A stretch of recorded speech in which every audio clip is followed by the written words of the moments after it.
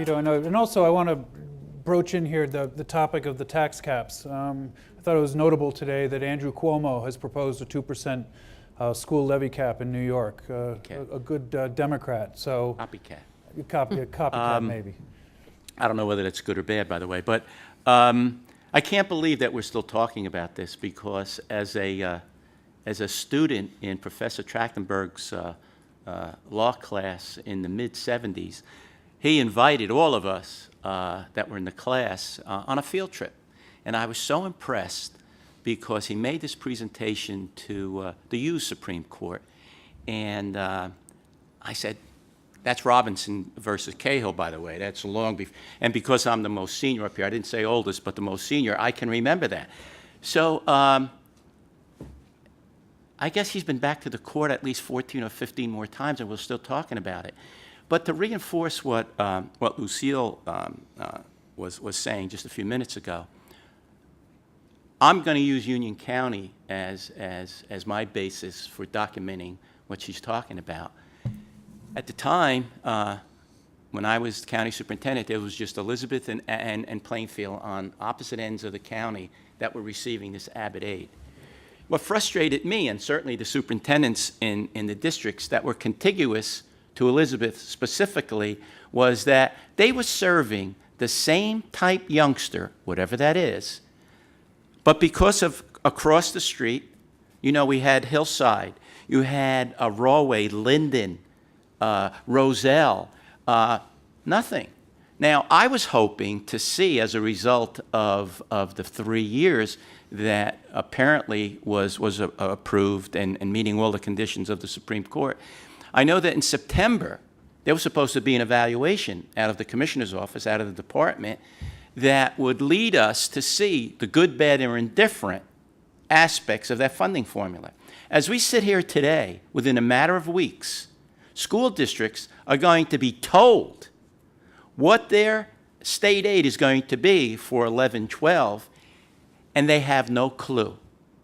Now, we used to defend this, and the local superintendents would say, I know how you do it, you back into it. And guess what? That's exactly what's going to happen at this point. So we don't know how good this formula has been over the last 3 years because we're waiting for the evaluation, but it matters not, because at some point within a matter of days, those school districts are going to be receiving their state aid for next year with a cap, without a cap, 2%, something else, reduce the superintendent's salary, and so on and so forth. And where are we? We're no farther. We really are. With all the benefits that Abbott did for the young students in the school districts when they were receiving that money, we don't know, as a result of the new funding formula, what the benefits are, making it more better, if you will, than it was supposed to. So we're waiting patiently for that evaluation and to see what the new acronym is going to be for the new state formula. Would you guys have supported a 2% property tax cap as at least now on the books starting January 1? Well, yeah, you have to do something. Like the snow on the metronome, this is unsustainable. Our funding system cannot continue, and we've just been waiting for years for the snow to build up. And it's time. The snow's crushing this roof. Something has to be done, and the shame of it is we've seen it coming for a long, long time. I don't think we even agree on whose ultimate responsibility it is to fund education. On the one hand, you have a pretty unequivocal thorough and efficient clause which says whose responsibility. On the other hand, you have home rule and home responsibility, and an income tax clause which says the income tax goes to lowering property taxes. So I think when we come to grips with who picks up the tab at the end of the day, we can start getting on top of this issue a little bit and trying to come up with a sustainable system that's going to work and provide some consistency in funding. I wanted to go to Brett. I want to throw in one third variable. The two variables that we've talked about a little bit here, there's one which is the principle that children with greater needs, there should be greater resources committed to their education. And I think everybody agrees with that. And I think that is right in the Constitution, because every child deserves a thorough education. It's not going to be the same expense for every child. Secondly, there's the community's ability to pay, and then the state's need to, if you will, top up with extra resources to get to that level. But the third question, now that you've established the principle that there'll be more resources for child with greater needs, and you've established that there's going to be a sharing of that burden between state and community depending on the resources of the community. The third question is, what's the absolute level of funding which is really available? And we have no idea, I should say really required, to provide a thorough and efficient education. And we have no idea because we don't have a market system in public education. I just mentioned a little bit earlier about how if districts gave schools per child funding for space and then charged them per square foot, prices for space, it would create a market within the district for space that would result in people taking the space they needed and forgoing the space they didn't really need. And it would create a market between deciding whether you want, the latest equipment or whether you'd rather have some extra teachers. Now, until you begin to do things like that, you have no idea what it really costs to provide an education for anybody. You know how much it costs today under the current system. That you can price. But you have no idea if this couldn't be much less expensive if you change the system. And that's where we have to focus, because this gets back to Dave's point. We don't have the financial wherewithal to fund the school funding formula as it exists today because it's based on a monopoly model that is prohibitively expensive. And we have to actually change the way education works. So with the resources at our disposal, children actually can get a thorough education efficiently provided. Bill, give you a final thought on this. I would be in favor of the 2% cap with a sunset clause. Because I'm afraid that what makes sense for us now is going to be with us for 20 years.